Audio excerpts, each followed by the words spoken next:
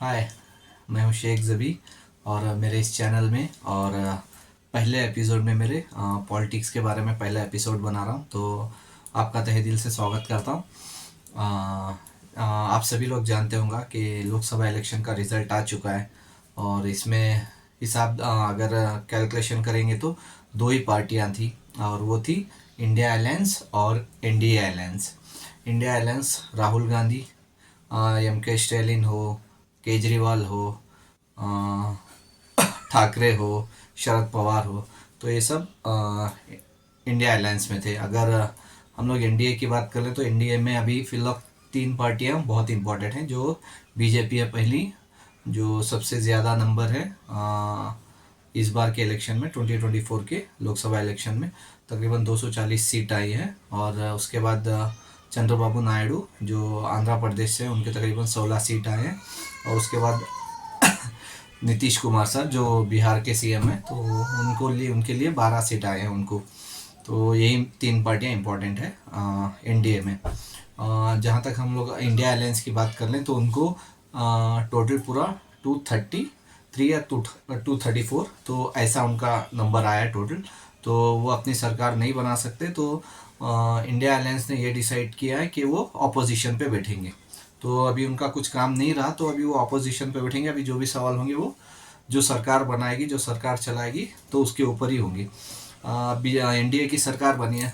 अभी आप सभी लोग जानते होंगे कि अगर हम लोग 2014 से लेके 24 तक की, मतलब अब तक की बात कर लें, तो अमित शाह और मोदी, तो ये दोनों ने ना खुद डिसीजन लेते थे। चाहे कोई भी डिसीजन लेना रहा तो ये खुद ही डिसीजन लेते थे। लेकिन इस बार जो एनडीए अलायंस है, तो इस बार ऐसा नहीं हो सकता, क्योंकि इस बार उनके पार्टनर्स हैं बहुत, तो उनको सपोर्ट चाहिए ही रहेगा।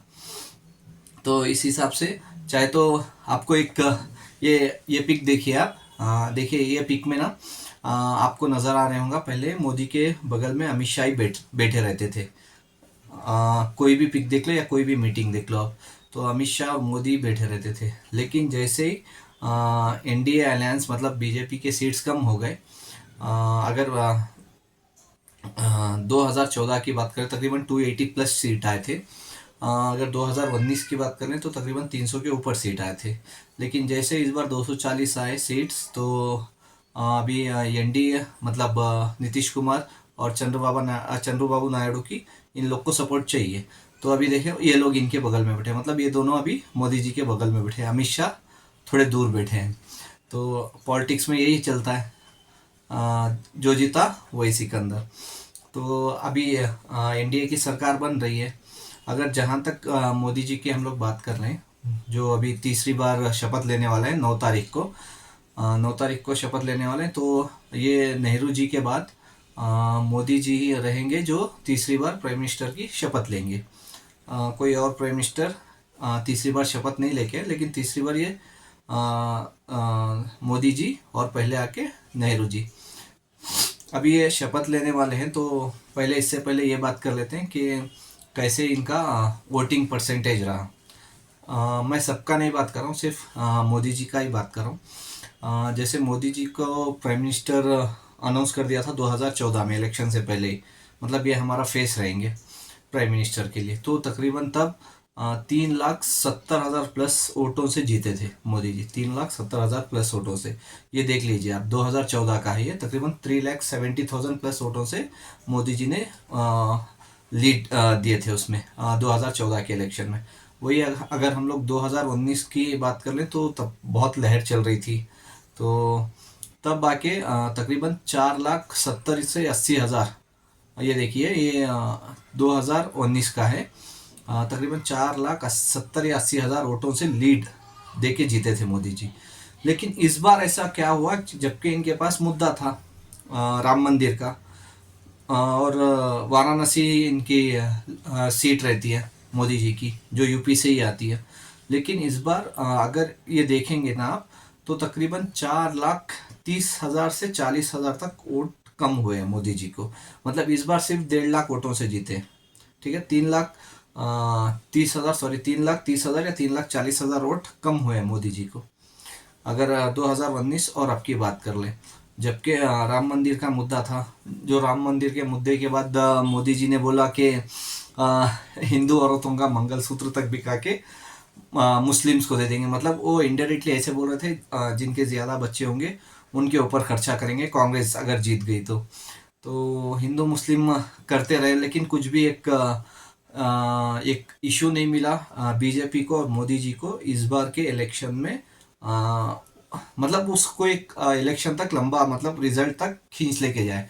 मतलब वो एक ऐसा रीज़न नहीं मिला जैसे 2014 में था। मतलब नई सरकार चाहिए था तो जनता ने मोदी को देख के और बीजेपी को वोट किए थे। लेकिन अगर वही 2019 की बात कर ले तो पुलवामा का अटैक हुआ था, तो वो एक रीज़न था, तो तब वोटिंग चली। लेकिन इस बार ऐसा कुछ भी रीज़न था, लेकिन राम मंदिर का रीज़न था। लेकिन राम मंदिर का रीज़न उतना खास कुछ चला नहीं, तो ये पता चल गया था मोदी जी और बीजेपी को। तो इसीलिए उन्होंने हर एक मीटिंग में, मतलब हर 2-4 दिन के बाद एक एक रीज़न करने गए, लेकिन वो हुआ नहीं उतना। एक एक मुद्दे पे बात करने गए, लेकिन वो मुद्दा उतना कुछ खास काम किया नहीं। जैसे एग्जिट पोल में दिखा रहे थे बीजेपी को 300 पार दिखा रहे थे, एनडीए को 350 पार दिखा रहे थे। मोदी जी खुद बोल रहे थे कि इस बार एनडीए 400 पार होगी, बीजेपी 350 प्लस आएगी और एनडीए 400 पार होगी, जो हुआ नहीं। लेकिन सबसे बड़ी बात यह है कि अभी ये सरकार कैसे चलाएंगे, ठीक है। क्योंकि पहले ये खुद डिसीजन लेते थे मोदी जी और अमित शाह जी, लेकिन अभी ये पॉसिबल है नहीं, क्योंकि अभी इनको जो भी डिसीजन लेना रहा ना, तो वो जो इनके एनडीए के पार्टनर्स हैं, अभी जो भी अभी पार्टनर्स बने हैं जितने भी हैं, चाहे वो नीतीश कुमार सर हो या फिर चंद्रबाबू नायडू हो, तो ऐसे ही बहुत सारे हैं। और बिहार की और एक पार्टी भी है जिसमें चिराग पासवान, तो उनकी भी है, वो भी 5 सीट में जीते हैं। तो बहुत सारे पार्टनर्स हैं, तो सबके साथ डिसीजन लेना पड़ेगा। क्योंकि अभी प्रॉब्लम ये है, क्या बोलते हैं, बाराती, ठीक है। अभी ये ऐसा हो गया, मोदी जी दूल्हे हैं और ये सब बाराती।